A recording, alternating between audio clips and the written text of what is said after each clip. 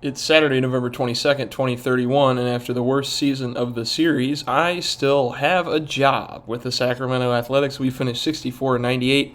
The previous low watermark of this series was 67 wins back in 2026. We also had a season of 68 wins. And I still have a job. I'm surprised, very surprised. We were the worst team in Major League Baseball almost the whole season. We didn't really have anybody in the awards races. Jeremy Rodriguez came in second in Rookie of the Year. Colt Keith won his fifth straight MVP as the Tigers lose the World Series to the LA Dodgers 4-2. The Red Sox don't even make the playoffs after winning the World Series and being the best team in baseball a year ago. They suffered a similar hangover to us. They went 69-93 after winning, I believe, 104 games. But in any event, the series has taken a turn. And let's see the guys that we're going to keep and the guys that we won't. A couple guys we moved on from. We made a trade and we cut Rodriguez. Where is he? Is it on here?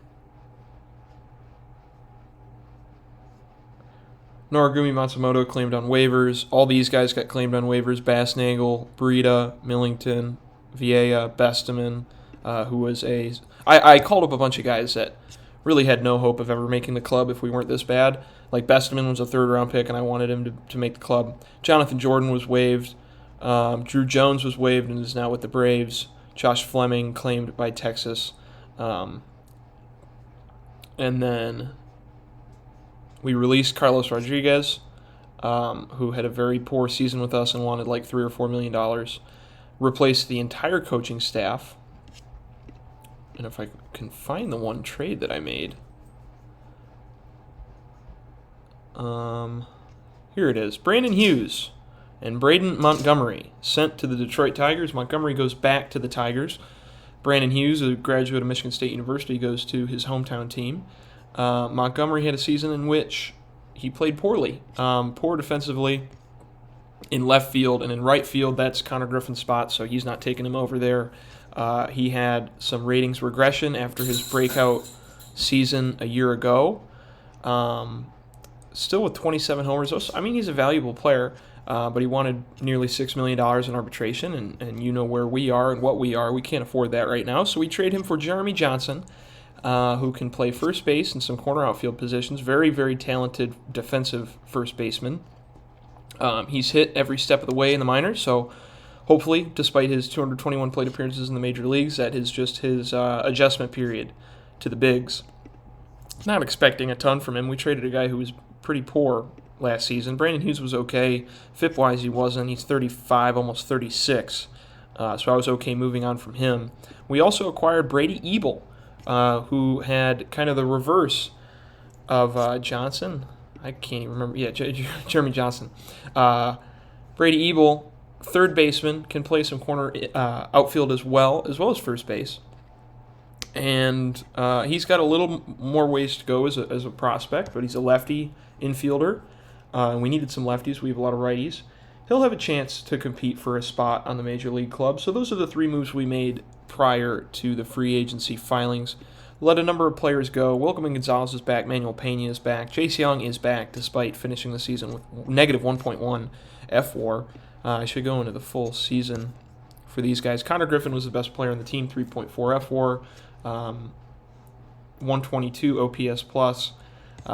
In his first full season, he missed about 40 games last year after struggling a bit to begin the year, but this year he was steady the whole way through. Actually, I should say, he had a slow start this year as well, but came on even earlier and stayed that way through the whole year. So I'm expecting a season of 130, 140 OPS plus next year, really, especially, I mean, he's a great defensive right fielder. His ratings, he should be better there. Played a lot of center field this year after the injury to Max Clark, though, and was okay.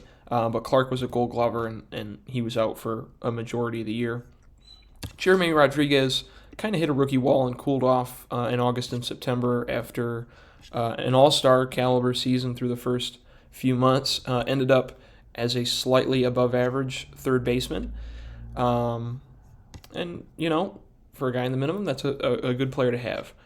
Dan Sant finished the season hot, 119 OPS plus, very high BABIP, but I think his defensive ratings, he's going to play a little bit more outfield with us after the trade of Montgomery, and 70 power potential, 70 gap power potential.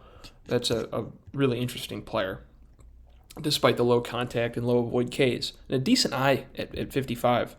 Bobby Hunter is still just a quality Major League starter. He missed a few more games this season. Is okay at third. He might get a little bit more run at first next season. I mean, he's DH'd a lot in his career as well. Just a pleasant player to have. Max Clark will get another shot in center field after missing a large portion of this season, almost half the year.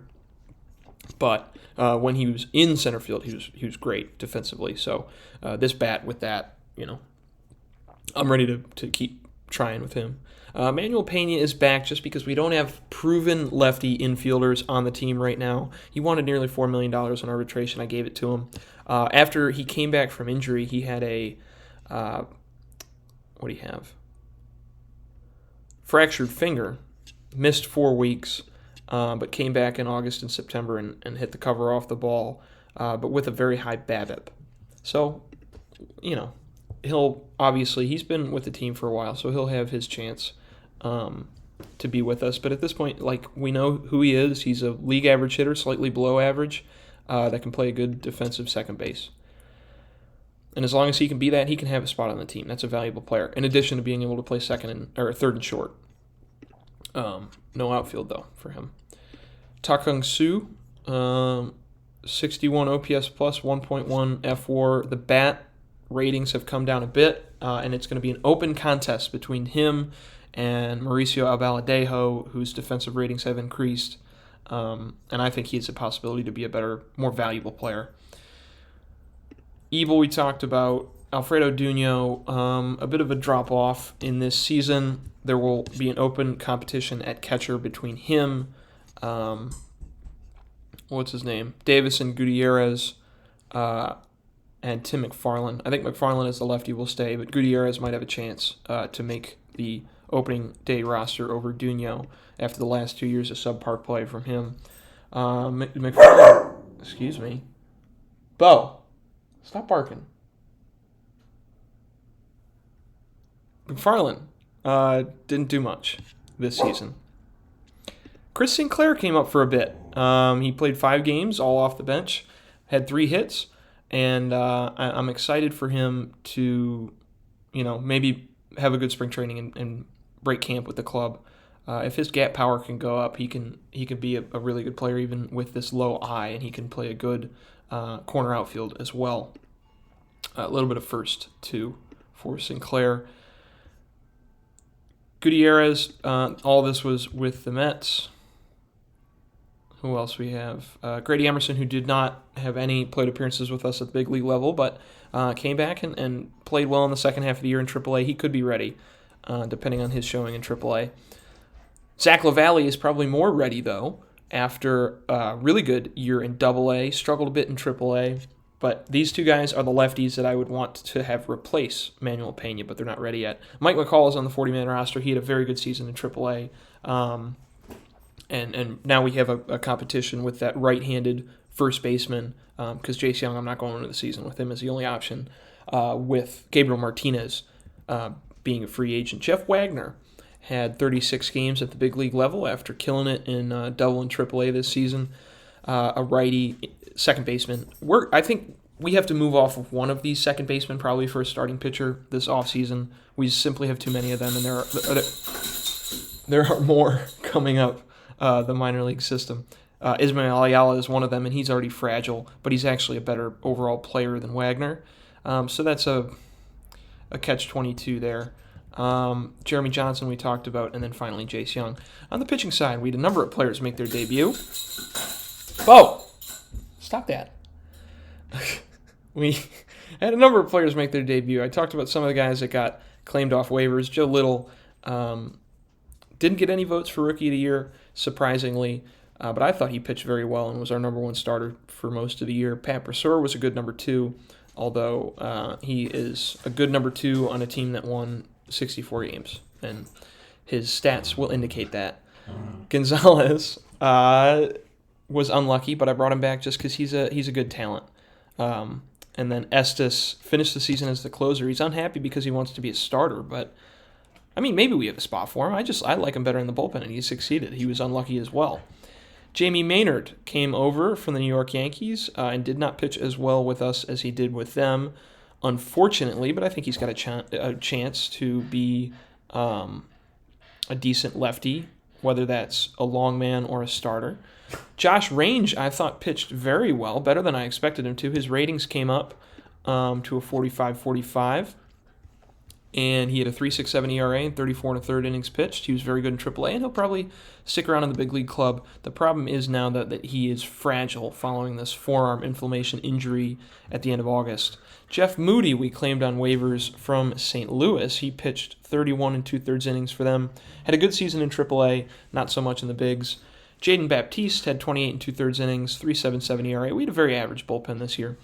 Josh Hansen came up for 2 games. He was our 7th-round pick in 2029. At age 24, I was ready to give him a shot at the big league level, even despite the struggles in AAA. I thought his ratings were there. The control is an issue, but I actually have him in the development lab to work on that, because I think if the control came up to maybe a 45, I don't know if that's possible. All right. I don't know if that's possible. He could be a starter. Kevin Bacalar was the guy we got for Jesus Gurindo. Gurindo did not succeed with Cleveland. He was okay. He was an average starter. And did they make the playoffs? I think they did. Yeah, they were the 3 wild cards out of the AL Central. I didn't even see that. And the Tigers went to the World Series. It's the worst one. But he pitched half the season, or the last third of the season with Cleveland, and was fine. So I was glad to get a starting potential pitcher with years of team control. He's 24. He was Rule 5 eligible, so he's with the big league club now.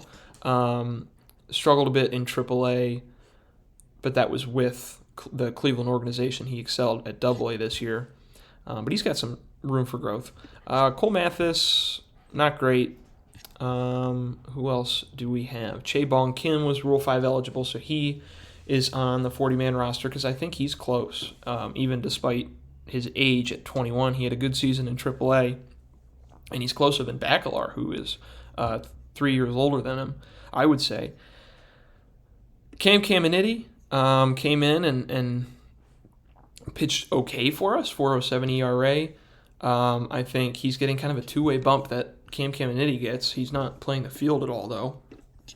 But he's a fan favorite, and he's from Scottsdale, so he's extremely popular with our fan base. Finally, Trey Combs really struggled at the end of the year, which was unfortunate because he was pitching very well. You see in August, right after we got him, an 0.93 ERA, and then completely flipped a 9 ERA in September for Combs, but he's got a future. So those are the guys we're rocking with right now. Close to coming up is Chris Broom.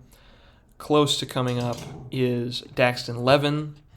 And then AA is pretty stacked at the... AA is pretty stacked at this point. Jorge Ramirez, John Chilson, TJ Venable, Chris Welch, Ernesto Garces, Juan Carrillo, who's a better fielder than I remember him being. Zane Charbonneau, Hae-Chan Kim, Juan Montes, all guys that I could see breaking with the big league club at some point in their careers. So the draft picks have kind of been on fire. But Bo would like me to let him outside. So with that, I will say we won't be adding many players in free agency. Maybe 2 or 3. Not 2 or 3, but actually, yeah, probably 2 or 3 starting pitchers and some bullpen arms. I don't know anybody in the lineup. Maybe one outfielder would be the addition we'd make. Everybody else, I'm ready to give a shot and not block these prospects. We have $24 million with which to work. The budget was not increased yet again, which I don't know why it would be. We sucked. But we have some work to do to be better. And hopefully we get it done. We got 2 more years, 2 more off seasons to go to win a World Series and reach that 10-year point where Theo Epstein says it's better for you and it's better for the team if you move on. So 10 years with this organization. We'll see what we can do. 2 more years to go.